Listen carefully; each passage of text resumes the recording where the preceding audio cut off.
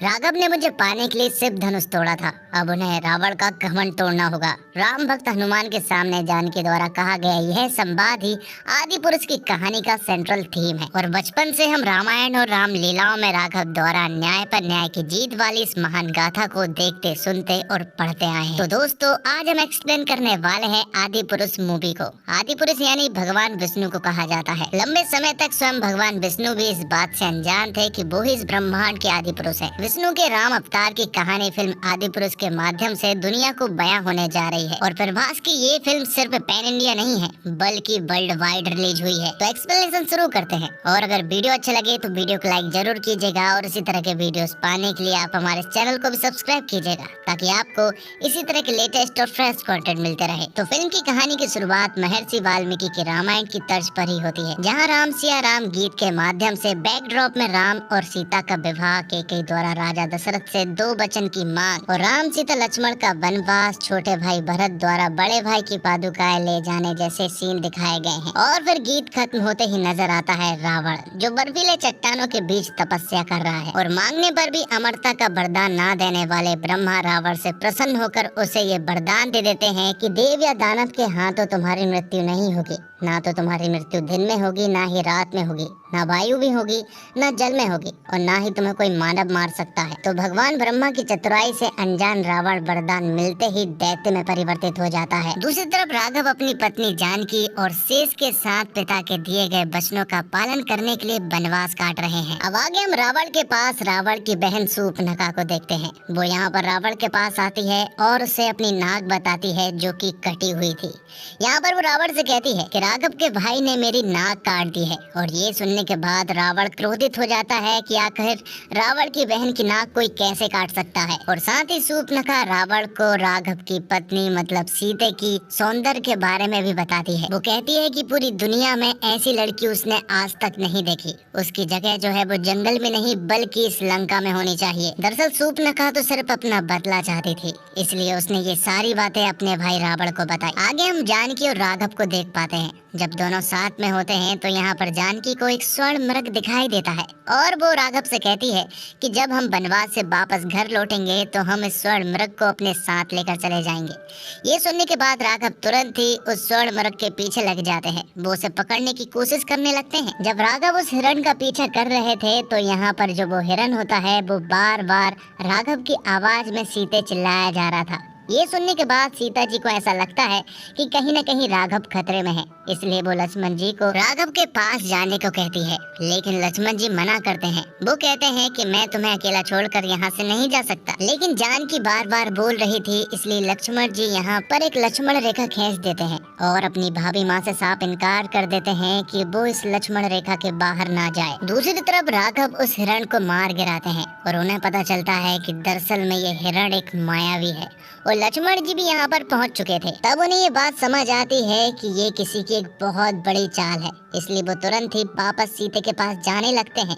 यहाँ दूसरी तरफ हम देखते हैं रावण को, जो कि एक साधु के भेष में सीता जी के पास आता है। वो यहाँ पर उनसे भिक्षा चाहता था, लेकिन वो चाहता था कि सीता जी बाहर आए क्योंकि उसने लक्ष्मण रेखा को देख ली थी। लेकिन सीता जी साफ मना कर देती है कि वो बाहर नहीं आ सकती है। लेकिन साधु जब उसे श्राप देना शुरू करता है तो ना चाहते हुए भी सीता जी को बाहर आना पड़ता है। और जैसे ही सीता जी बाहर आती है तो रावण साधु के भेष को छोड़कर रावण के भेष में परिवर्तित होकर सीता जी को अपने साथ ले जा लेता है। और ये सब कुछ कहीं न कहीं राम जी और लक्ष्मण जी ने देख लिया था। जैसे ही रावण उन्हें ले जाने लगता है तो पीछे से एक बाज आता है और वो हर कोशिश करता है सीता जी को छुड़ाने की, लेकिन आखिर में रावण उस बाज को मार गिराता है। सीता जी को राम और लक्ष्मण ले जाते हुए देख रहे थे। यहाँ पर लक्ष्मण जी राम जी से कहते हैं कि ये उसकी गलती है, लेकिन राम जी उससे कहते हैं कि ये नियति है और इसे कोई नहीं बदल सकता। जब रावण जानकी को अपने साथ ले जा रहा था तो रास्ते में जानकी ने अपनी कुछ मोतियों को जंगल में फेंक दी थी और ये मोती कुछ बानरों के हाथ लग जाती है। उसके हाथों में जब ये लगती है तो वो ये मोती को अपने सरदार के पास ले जाने लगता है और वो सरदार दरअसल में सुग्रीव होता है। और यहाँ रावण ने जानकी को अपने साथ लंका ले गया था। अगले सीन में हम भगवान श्री राम और सबरी के मिलन को देख पाते हैं। यहाँ पर हम देखते हैं कि सबरी ने उनके लिए कंदमूल और बेर लेकर आई थी जो कि जूठे थे, वो इसलिए क्योंकि वो नहीं चाहती थी कि वो भगवान को खट्टे बेर खिलाए, इसलिए उन्होंने चखना प्रारंभ किया और भगवान राम सबरी की इस भक्ति को देखकर मोहित हो गए। लेकिन राम जी के भाई लक्ष्मण उन्हें देखकर अचंभित थे, क्योंकि भैया जो है वो झूठे बेर खा रहे थे। इस पर भगवान राम ने लक्ष्मण को समझाया कि ये झूठे बेर सबरी की भक्ति है और इसमें उनका प्रेम है। और सबरी ने सालों से जो भगवान राम की तपस्या और भक्ति की थी वो सफल रही, क्योंकि उनका सिर्फ भगवान राम से मिलने का एक सपना था। अब सुग्रीव को भी ये बात मालूम चल गई थी कि भगवान श्री राम सीता को ढूंढते हुए जंगल में आ चुके हैं। और ये बात जब हनुमान जी को मालूम चलती है तो वो तुरंत ही जंगल में भगवान श्री राम की खोज में निकल जाते हैं। उन्हें भगवान श्री राम मिल भी जाते हैं, लेकिन वो पूरी तरह से संदेह में थे कि शायद ये भगवान श्री राम ना हो, इसलिए वो उनकी परीक्षा लेते हैं। और आखिर में उन्हें मालूम चलता है कि यही मेरे असली भगवान श्री राम है। तब राघव के कहने पर हनुमान जी उन्हें सुग्रीव के पास ले जाते हैं, क्योंकि उन्हें एक विशाल सेना चाहिए थी। लेकिन यहाँ जाने के बाद उन्हें मालूम चलता है कि उन दोनों भाइयों के बीच बंटवारा हो चुका है, और जो बाली है वो बहुत ही बलशाली है और बहुत ही ज्यादा चतुर भी है, और बंटवारे में पूरी की पूरी सेना भी उसी की साइड है। तब भगवान श्री राम उसकी मदद करने के लिए आगे आते हैं और सुग्रीव से कहते हैं कि तुम्हें अपने भाई बाली से युद्ध करना चाहिए, और जो तुमने खोया है वो तुम्हें वापस लेना होगा। ये सुनने के बाद अगले ही दिन सुग्रीव बाली से युद्ध करने के लिए उसके गढ़ में पहुंच जाते हैं। वहां पर उन दोनों के बीच में युद्ध होता है, लेकिन इससे पहले कि बाली कोई और छल कर पाता, यहाँ पर राघव ने अपने तीर से बाली को मार गिराया था। तब से यहाँ का राजा सुग्रीव बन गया था। तो बाली की पूरी सेना जो है वो सुग्रीव के कंट्रोल में थी। लेकिन अभी भी ये प्रॉब्लम है कि आखिर इतने बड़े समुद्र को पार करके वो लंका कैसे पहुंचे। उन्हें ये संदेश भी पहुंचाना था सीता के पास कि उनके राघव उन्हें लेने के लिए आ रहे हैं, लेकिन इतनी दूर तक कोई भी नहीं जा सकता सिवाय हनुमान के। तब यहाँ पर राघव हनुमान जी को उनकी ताकत का एहसास करवाते हैं, और ये सुनने के बाद हनुमान जी तुरंत ही सीते के पास जाने लगते हैं लंका। वो वहाँ पर पहुँच भी जाते हैं, और हनुमान जी यहाँ पर सीते को राघव की अंगूठी दिखाते हुए कहते हैं कि मुझे राघव ने भेजा है और वो जल्दी तुम्हें लेने के लिए भी आएंगे। हनुमान जी जानकी से कहते हैं कि आपको अभी मेरे साथ चलना चाहिए, कोई भी प्रॉब्लम नहीं होगी। लेकिन सीता जी उनसे कहती हैं कि राघव ने मुझे पाने के लिए शिव धनुष तोड़ा था, अब उन्हें रावण का घमंड तोड़ना होगा। जब वो दोनों बात कर रहे थे तभी यहाँ पर रावण के कुछ लोग आते हैं और वो हनुमान जी को बंधक बना लेते हैं, जिसके बाद रावण का बेटा इंद्रजीत यहाँ पर हनुमान जी की पूंछ में आग लगा देता है, और इंद्रजीत हनुमान जी से कहता है कि यहाँ पर आया है तो अब जलेगी तो तेरी। तब यहाँ पर हनुमान जी इंद्रजीत को जवाब देते हैं कि कपड़ा तेरे बाप का, आग तेरे बाप की और तेल भी तेरे बाप का, तो जलेगी भी तेरे बाप की ही। ये बोलने के बाद हनुमान जी तुरंत ही लंका में जगह जगह जाकर पूरी लंका को तहस नहस करके आग लगा देते हैं और सही सलामत वापस राघव के पास पहुंच जाते हैं। वो राघव को बताते हैं कि सीते बिल्कुल ठीक है। जिसके बाद ये लोग समुद्र पर सेतु बनाने का काम प्रारंभ करने वाले थे, लेकिन समुद्र उनका साथ नहीं दे रहा था। तब यहाँ पर राघव ने अपना धनुष से एक ब्रह्मास्त्र निकाला और वो पूरे के पूरे समुद्र को सुखाने वाले थे, क्योंकि वो उनकी मदद नहीं कर रहे थे, क्योंकि राघव न्याय के मार्ग पर चल रहे थे। राघव यहाँ पर तीर छोड़ने ही वाले थे कि तभी समुद्र देवता सामने आते हैं, और सामने आते ही यहाँ पर समुद्र देवता राघव से क्षमा मांगते हैं। वो उनसे कहते हैं सेतु निर्माण के लिए पत्थर पर अपना नाम लिखकर उस पत्थर को समुद्र में फेंक दीजिए, मैं उस पत्थर को डूबने नहीं दूंगा। जब समुद्र देवता ने ये सब कुछ कहा तो यहाँ पर पूरी की पूरी सेना यही करने लगती है। वो पत्थर पर श्री राम लिखते और समुद्र में फेंकते जाते। इस तरह से सेतु का निर्माण शुरू हो जाता है, और धीरे धीरे करके वो एक बहुत बड़ा सेतु का निर्माण करना प्रारंभ कर देते हैं। फिर अपनी पूरी की पूरी सेना को लेकर वो लंका जाने लगते हैं। और अब राघव की सेना के साथ विभीषण भी जुड़ गया था, क्योंकि विभीषण को मालूम चल गया था कि रावण जो है वो अन्याय कर रहा है, इसलिए वो सच्चाई के मार्ग पर चलना चाहता है। इसलिए विभीषण राघव के साथ हो जाता है और हर वो बारीक चीज को रावण के बारे में राघव को बता देता है, जो कि उन्हें जानना चाहिए। तो राघव की सेना जैसे ही लंका पहुंचती है तो वहां पर अगले दिन युद्ध प्रारंभ हो जाता है। ये युद्ध बहुत ही कमाल का था, जिसमें रावण की पूरी फौज राघव की सेना के ऊपर अटैक करती है लेकिन आखिर में इस युद्ध का परिणाम ये निकलता है कि इंद्रजीत के नाग अस्त्र से यहाँ पर लक्ष्मण जी को वो डस लेता है, जिससे कि उनकी जान जाने लगी थी और अब उनके बचने का कोई भी रास्ता नहीं था। और ये सब कुछ भगवान श्री राम होता हुआ नहीं देख सकते और इसका उपाय सिर्फ एक ही इंसान बता सकता है और वो था विभीषण। विभीषण यहाँ पर राघव को बताता है कि लक्ष्मण जी को बचाने का सिर्फ एक ही तरीका है और वो है संजीवनी। इसके बारे में हमने बहुत सुना है, लेकिन ये बहुत दूर एक पर्वत पर स्थित है और उसकी पहचान करना भी बहुत मुश्किल है। हनुमान जी को उनकी पहचान तो करा दी जाती है, लेकिन जैसे ही वो उस पर्वत पर पहुंचते हैं तो वहां पर ऐसे कई सारे संजीवनी की तरह दिखने वाले पौधे थे और हनुमान जी ऐसा कोई भी रिस्क नहीं लेना चाहते थे कि जिसकी वजह से लक्ष्मण जी की जान जाए। इसलिए वो पूरे के पूरे पर्वत को ही उठा ले आते हैं जहाँ पर संजीवनी की पहचान की जाती है और उसकी जड़ी बूटी से वो लक्ष्मण जी को बचा लेते हैं।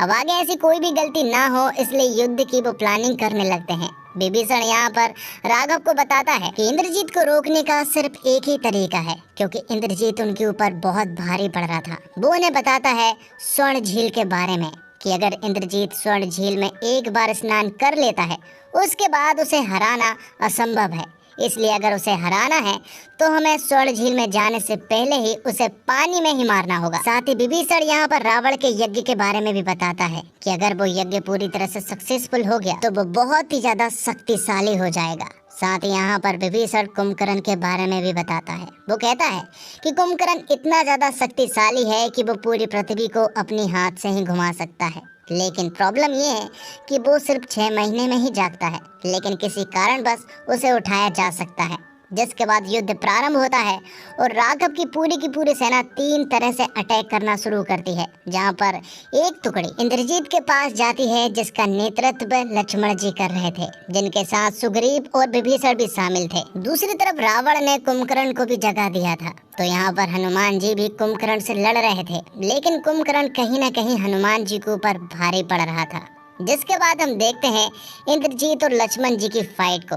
यहाँ पर लक्ष्मण जी ने इंद्रजीत को पानी के अंदर लेकर उसे मार दिया था। साथ ही यहाँ पर कुंभकर्ण ने पूरी के पूरे सेना के बीच उत्पात मचा के रखा था। ये देखने के बाद राघव जी ने एक बार से कुंभकर्ण को मार गिराया था। अब आखिर में सिर्फ रावण बचता है और रावण हर बार ऐसा करता है कि वो शुरुआत में युद्ध करने के लिए नहीं जाता है, पहले वो अपने भाई और सेना को आगे करता है और आखिर में अपनी एंट्री लेता है। और रावण को इस फिल्म में बहुत ही ज्यादा शक्तिशाली दिखाया है। उसके अंदर इतनी सारी सुपर पावर है कि मार्वल का कोई सुपर हीरो भी उसके सामने फेल रहे। और अगर ये असली रावण की बात हो रही है तो सचमुच ही सारे सुपर हीरो फेल हैं। लेकिन इनके ऊपर सुपर हीरो का भी एक सुपर हीरो है जिसको हम भगवान श्री राम कहते हैं। आखिर में राघव और रावण का युद्ध दिखाया जाता है, जो कि काफी एपिक बैटल था, लेकिन आखिर में भगवान श्री राम रावण को मारने में कामयाब हो जाते हैं और आखिर में अपनी जानकी को राघव छुड़ा लाते हैं। तो दोस्तों, बहुत कठिन होता है कठिन समय में भी सहज रहना,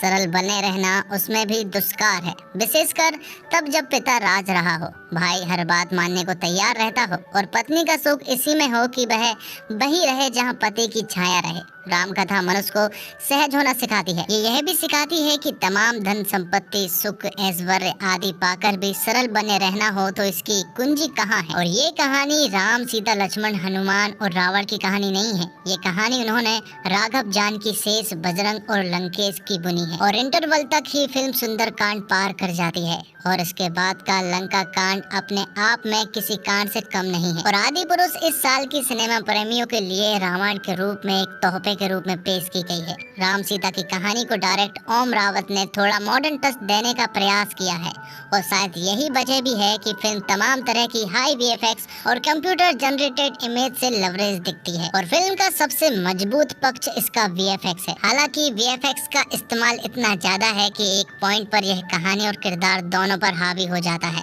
रावण रामायण का विलन था, लेकिन उसकी छवि में कोई सकारात्मक पक्ष में हमने अब तक की रामायण में देखे हैं। आदि पुरुष का रावण आज के दौर का विलन सा लगता है। सोने की लंका का प्रेजेंटेशन हम भारतीयों के लिए आकर्षक और कोहतुल जैसी रही है, लेकिन यहाँ उस लंका को देखकर डर लगता है। रावण का सांप से मसाज करना थोड़ा अल्ट्रा मॉडर्न प्रेजेंटेशन है। हाँ, फिल्म में कुछ सीन ऐसे हैं जिसका विजुअल इफेक्ट देखकर आप स्क्रीन से नजर नहीं हटा पाएंगे। खासकर आखिर में राम और रावण की लड़ाई, वो 15 मिनट का ट्रीट सा है। और फिल्म का म्यूजिक बैकग्राउंड दमदार है। राम सेतु बनाने के दौरान जिस तरह से म्यूजिक का इस्तेमाल होता है वो रोंगटे खड़ा करता है। वहीं फिल्म के दो गाने राम सिया राम और जय श्री राम ये ही दमदार है। एक गाना जहां राम और सीता के प्रेम को फिल्माया गया है, इसके शब्द कुछ खटकते हैं और आदिपुरुष के फर्स्ट लुक को काफी आलोचनाओं का सामना करना पड़ा था और उसके बाद उसकी काफी बदलाव किए गए थे, मगर मूल चीजें जस की जस रह गई। इसमें कोई दो राय नहीं कि वीएफएक्स के मामले में फिल्म एक विजुअल ट्रीट साबित होगी,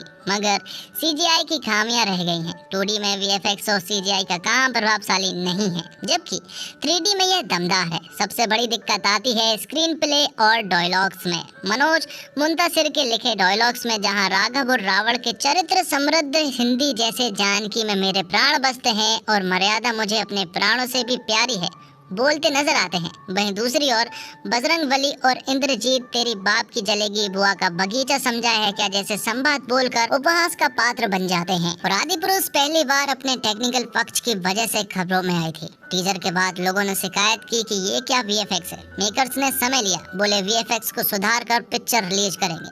पिक्चर देखने के बाद पता चला कि मेकर्स ने वीएफएक्स में कुछ सुधार नहीं किया है। टीजर में एक्टर्स की शक्लें भी काफी कंप्यूटर जनरेट लग रही थी, उन्होंने बस उसे ठीक कर दिया। इस फिल्म में बंदर जैसे दिख रहे हैं, मगर उन्हें असल वाले बंदर देख लें तो कांप जाए। रावण की पूरी सेना गेम ऑफ थ्रोन्स वाले नाटर वर्कर्स सी लगती है, उसमें कुछ थैनोस जैसे दिखाई देने वाले भी लगते हैं। और सुग्रीव और बाली ने अपने गले में एक माला पहनी हुई थी जो कि ब्लैक पैंथर की नकल है। इस फिल्म में दो ऐसी चीजें हैं जो इस फिल्म को थोड़ी बहुत देखने लायक बनाती है, वो है अजय अतुल का बनाया गया जय श्री राम गाना और बैकग्राउंड म्यूजिक। फिल्म में अपने कई कमजोर सीन में बैकग्राउंड स्कोर की मदद लेती है। और दूसरी चीज है सैफ अली खान। सैफ रावण को भरपूर खतरनाक और डरावना बनाने की कोशिश करते हैं, काफी हद तक इसमें सफल भी हो जाते हैं, मगर फिल्म उन्हें लेट डाउन करती है। एक तो रावण के किरदार की हाइट फिल्म में दिखने वाले अन्य सभी किरदारों से ज्यादा है। जब वो चलते हैं तो ऐसा लगता है कि रावण किसी वीडियो गेम का हिस्सा है। उनके हिस्से घिसे हुए डायलॉग्स आए हैं, प्लस में वो कई मौकों पर अजीबोगरीब आवाज निकालते भी सुनाई देते हैं। कृति सेनन के पास करने को कुछ ज्यादा कुछ नहीं था, क्योंकि फिल्म शुरू होने के आधे घंटे के भीतर रावण जानकी को किडनैप कर लेता है। उसके बाद वो अशोक वाटिका में राघव का इंतजार कर रही होती है। 2-3 गानों में दिखती है। अगर उन्हें मौके मिलते तो वो फिल्म को बेहतर बनाने में जरूर मददगार साबित होती। और लक्ष्मण जी के किरदार में सन्नी शर्मा ऐसे लगते हैं कि मानो मन में स्वीकार कर चुके हो कि ये उनकी फिल्म नहीं, वो प्रभास की फिल्म के सपोर्टिंग रोल कर रहे हैं। और देवदत्त नागे ने हनुमान का किरदार निभाया है। वो शारीरिक रूप से इस किरदार पर पूरी तरह सूट करते हैं। फिल्म में उनके हिस्से जो कॉमेडी वाले सीन रखे गए हैं, भले वो फिल्म पर सूट नहीं करे, मगर नागे उसमें अच्छे लगते हैं। आदिपुरुष को नए जमाने के रामायण के तौर पर पेश करने की कोशिश की गई थी, मगर वो चीज बिल्कुल ही उस दिशा में नहीं जा पाई। कुल मिलाकर बात ये है कि आदिपुरुष में देखने लायक कुछ नहीं है, क्योंकि बहुत कुछ दिखाई ही नहीं देता। फिल्म अंधेरी लगती है, ऐसा लगता है आदिपुरुष को डीसी ने बनाया है, या फिर फिल्म उनकी खामियों को छुपाने की कोशिश कर रही है। आदिपुरुष एक औसत से नीचे की फिल्म है, जिसे आप नहीं देखें तब भी ज्यादा कुछ मिस न करने का मलाल नहीं रहेगा। और तानाजी फिल्म के लिए नेशनल अवार्ड पा चुके ओम रावत ने आज के यूथ के लिए रामायण बनाई है। फिल्म में भी रावण का अवतार ओल्ड ट्रेडिशनल ना होकर अल्ट्रा मॉडर्न सा लगता है। फिल्म भले ही अपने टेक्निकल एक्सपेक्ट में खरी उतरती हो, लेकिन इसके स्क्रीन प्ले में कई लूप होल साफ नजर आते हैं। मसलन रामायण की कहानी कईयों के लिए इमोशन है, लेकिन यहाँ फिल्म देखने के दौरान वही फैक्टर मिसिंग सा लगता है। कहानी कई जगह ऐसी लगती है मानो फेसबुक या व्हाट्सएप के फॉरवर्ड मैसेज देखकर स्क्रिप्ट का ताना बाना बुन गया है। कुछ डायलॉग्स तो पूरी तरह व्हाट्सएप की भाषा के तर्ज पर लिखे गए हैं, जैसे तेरे बाप की जलीब तेरे बुआ का बगीचा नहीं है जैसे आज के स्लैग या एक पौराणिक कथा के कितने को पसंद आएंगे, ये देखने वाली बात होगी। राइटिंग इस फिल्म का कमजोर पक्ष साबित होता है। और इसी के साथ ये एक्सप्लेनेशन यहीं पर खत्म हो जाता है। तो दोस्तों, उम्मीद करता हूँ आपको वीडियो पसंद आई होगी। वीडियो पसंद आई हो तो वीडियो को लाइक जरूर कीजिएगा, और इसी तरह के वीडियोस पाने के लिए आप हमारे चैनल को भी सब्सक्राइब कीजिएगा, ताकि आपको इसी तरह के लेटेस्ट और फ्रेश कंटेंट मिलते रहे। धन्यवाद। जय हिंद, जय भारत, जय श्री राम। कमेंट्स बॉक्स में जरूर लिखिएगा जय श्री राम।